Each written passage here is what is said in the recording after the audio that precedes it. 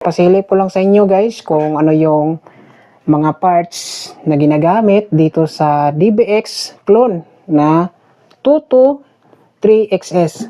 So what's up guys, and welcome back sa ating channel. For today's video guys ay magre-review po tayo nitong bago nating crossover na nabili natin sa Shopee. So si-share natin to guys. Ito guys yung ating bagong crossover. Bali dumating to last week, ngayon lang natin to ma-review no. So re-review natin guys. So samahan niyo ako and let's go.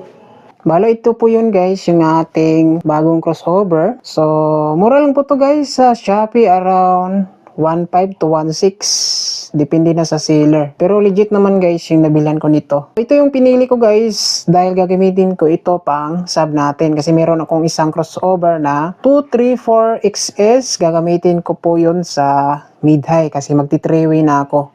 So, ito, gagamitin ko lang to pang base ko. Yan.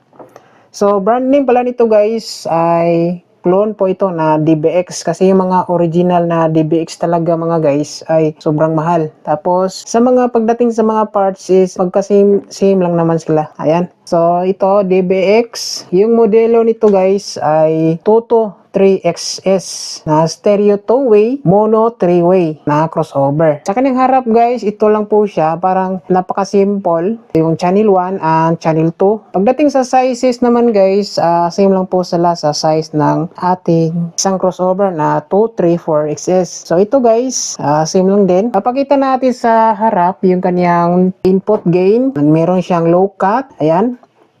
So, meron siyang X-over frequency ng low and mid. Dito naman guys, ito yung gain ng low output. Yan. Tapos, meron siyang invert sa low output. Dito naman sa gain ng high output mga guys, meron din siyang invert. So, dito na side is ito yung LED ng mono and stereo. Yan. Kung mag-select ka sa mono, is ilaw po ito.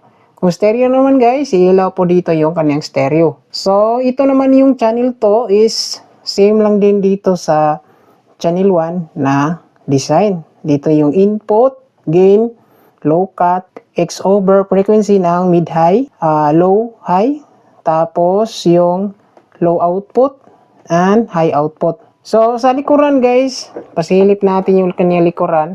Ayan.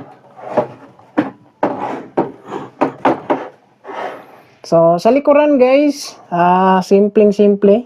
Nandito yung kanyang input para sa to 20 volts. So, meron din siyang 15 watts.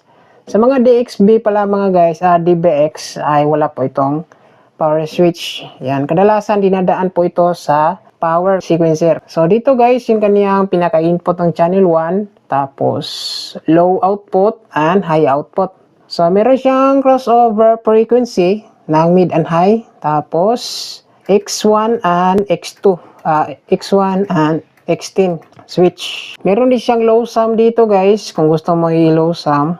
Tapos stereo and mono switch. Dito na side is input channel 2 with same pa rin guys, X-over frequency, mid and high times 1 to times 10. So ito yung mid and high. Meron din siyang palatandaan guys kung mag stereo and mono po kayo. Bali bubuksan ko ito guys, papakita ko rin sa inyo yung laman ito para meron kayong idea.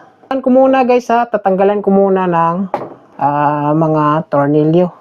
Yan, tatanggalan ko muna guys. So, stay tuned. So, ito guys, tinanggalan ko na ito na mga, bali meron siyang screw dito sa harap, isa, dalawa dito sa side, tapos dalawa rin dito guys sa kabilang side. So, yan. So, bubuksan natin, pasilip ko lang sa inyo guys kung ano yung mga parts na ginagamit dito sa DBX clone na 223XS. Yan. Sa mga branded or mga clone na products ay malaki talaga yung pinagkaiba sa outputs. Sa mga branded guys, quality yung outputs, malinaw or malakas. Yan. Pero sa mga clone guys, hindi naman siya ganun na pangit pakinggan, syempre quality din yan. So, yung mga parts lang yung mga pinagkaiba. So, papasilip natin. Kasi mga branded guys, yung mamahalin is hindi SMD yung ginagamit. Ayan. So, ito siya guys. Nandito yung kanyang pinaka-transformer. Ito yung nagsusupply sa lahat na parts.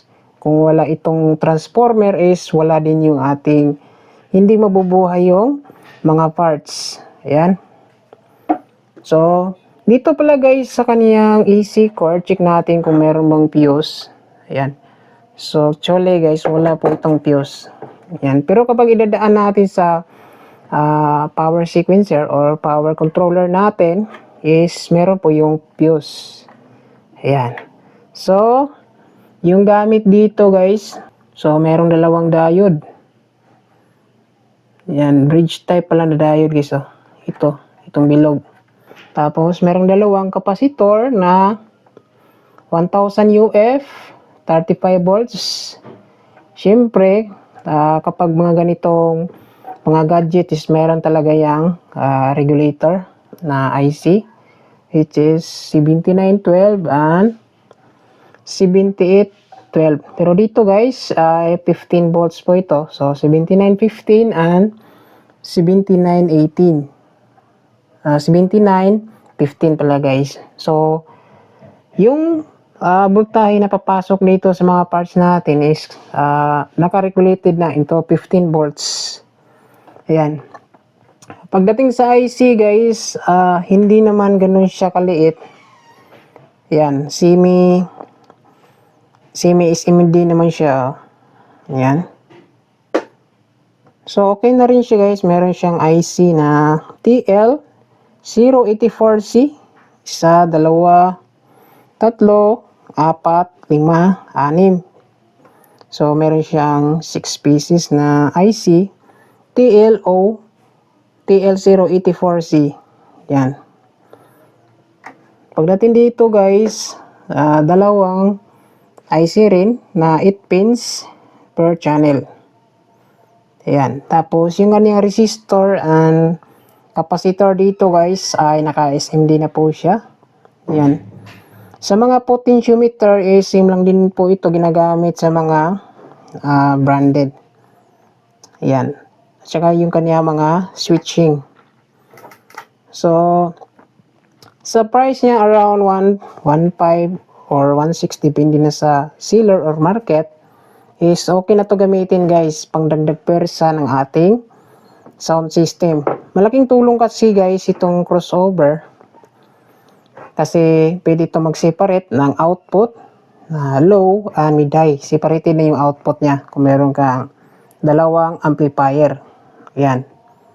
So, sabi ko guys, gagamitin ko ito pang sub sa aking sound system. Yan. Pero sa testing natin ito guys, titesting natin yung kanyang low and high output sa mga susunod na araw. Yan. So, abangan nyo lang guys yung testing natin dito kung okay ba din siya gamitin kahit clone lang, hindi siya branded. Ayan.